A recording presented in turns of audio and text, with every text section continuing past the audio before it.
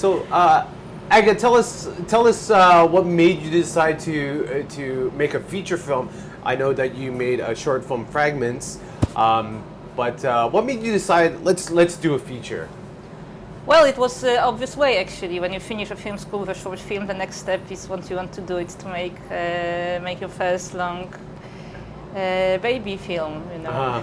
So I knew from the beginning that maybe I'm ready to make a long feature. Actually, it took me 5 years, so it wasn't just that I finished film school and then I just appear on the set. So Yeah. it was a long time of preparing and writing the script. Mm-hmm. And what was the inspiration for this story, and how did this story come about? And Well, yeah, I knew that my short film Fragments is too short to tell the story about my characters, and I wanted to reveal the story, and I wanted to give viewers time to understand my characters, maybe forgive them, I don't know. Maybe just one of them, I mean Adam, who to me is the main character of this film. Because I wanted to defend this character and to give him a time to go through catharsis.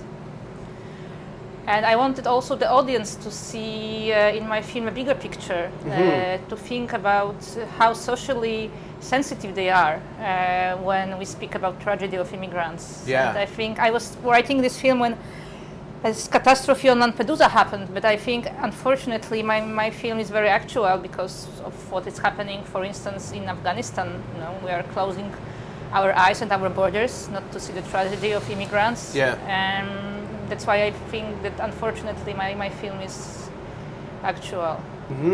So when you speak of that too, and it's just like when you're scouting a beautiful location like in the movie. So what made you decide to like set up a background where it's like like a beautiful house where they live in, and the film kind of made me remind me of the film Talented Mr. Ripley, in Italy, and there's like such a beautiful background, but there's something bad happening with like your main character. So I like that sort of like contrast. Can you maybe comment on that? Yeah. One is the contrast, because we have very warm Italy that no Italians who are always cheerful and laughing, and we have our protagonists from Poland who are very cold and distant. That's the one thing, but there was something more important to me, apart from the fact that I love Italy. I want to live there and spend the rest of my life there. I spent some time in Calabria, and the film was actually written for Calabria, but then we found a wonderful Sardinian film fund who helped us to create this film on Sardinia. But it's also something more important. It's like that Italy is the cradle of our culture, where suddenly the biggest values are going down, collapses. And we could see during the immigrants crisis, of course, and I call this film Silent Land, but I don't want to blame just Italy, because this land is whole Europe and whole world actually. Yeah. So it doesn't refer just to Italy. Yeah.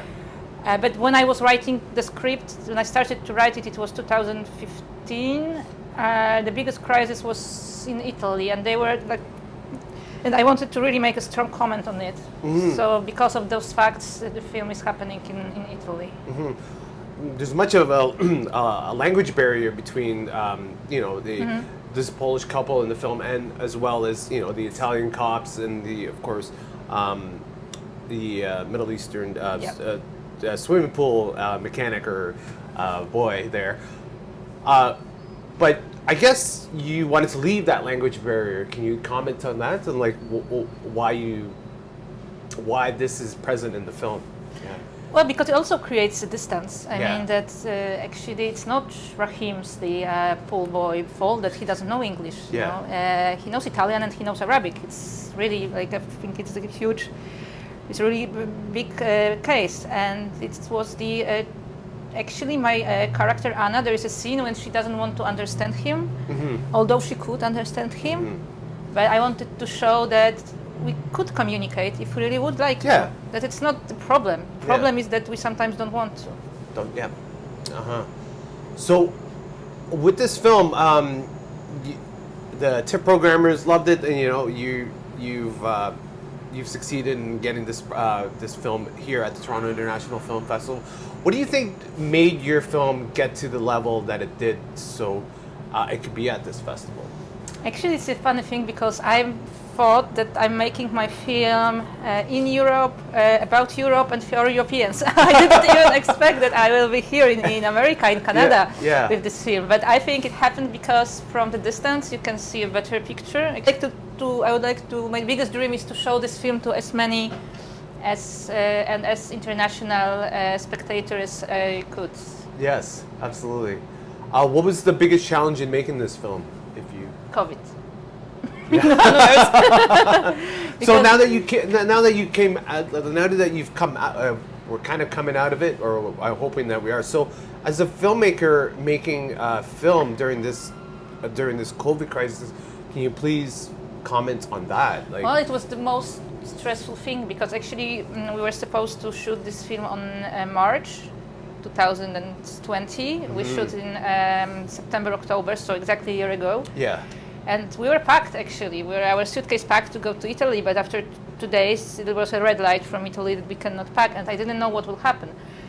When should I start my shooting? And it was really stressful because I was just sitting at home during quarantine and just, thinking, okay, maybe in 1 month, maybe in 2, maybe in half of a year, I don't really know. And then because I shot this film in between 3 countries, because Poland, Italy, and Czech Republic, where the film was post-produced, and in 6 languages, and the actors were coming from all over Europe. So even when I was there, I wasn't so sure if my crew will come, or if my actors from France, from different parts of Italy, and some of my crew was coming from Amsterdam. And till the very end, we weren't sure if it would happen, but we made it.